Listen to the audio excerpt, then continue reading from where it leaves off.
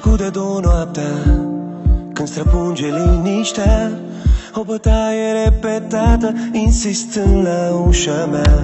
Credeam că rămăsese descuiat, mai devreme așa era, dar probabil mai devreme eu credeam că mă iubea. Și mă îndrept spre ușă, să mă uit pe vizor. Tu îți cauți cheia rătăcită, crezând că eu dor. Dar stai liniștită, am vrut să te aștept, nu mai ești binevenită. Am deschis doar să te întreb, de unde vii la ora asta? Pe unde ai umblat? Vii cu haina șifonată și cu părul deranjat. Ai uitat unde ți-e casa și de mine ai uitat. Ia-ți amintirile și du-te că la mine e cuiat. De unde vii la ora asta? Pe unde ai umblat? Vii cu haina șifonată și cu părul deranjat. Ai uitat unde ți-e casa și de mine ai uitat. Ia-ți amintirile și du-te că la mine e cuiat. Când numai amintirea are glas, nu vreau să mai aud. Ești tăcută, rușinată și amorul tău e surd. Și când răspunsul este evident, lași ochii în pământ, iar tăcerea ta îmi spune mai mult decât un cuvânt. Și mă îndrept spre ușă, să mă uit pe vizor.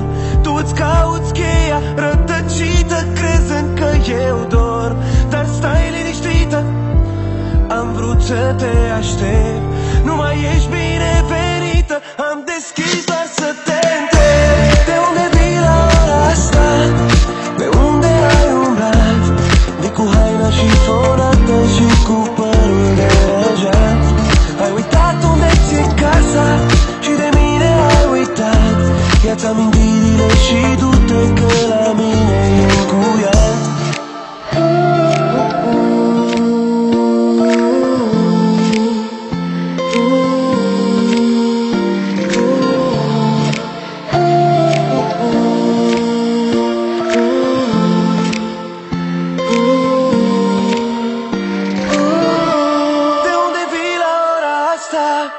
Pe unde ai umblat?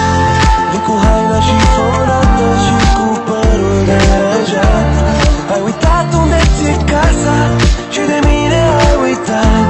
Ia-ți amintirile și du-te că la mine e cuiat. De unde vii la ora asta? Pe unde ai umblat? Vii cu haina șifonată și cu părul deranjat. Ai uitat unde ți-e casa și de mine ai uitat. Ia-ți amintirile și du-te că la mine e cuiat.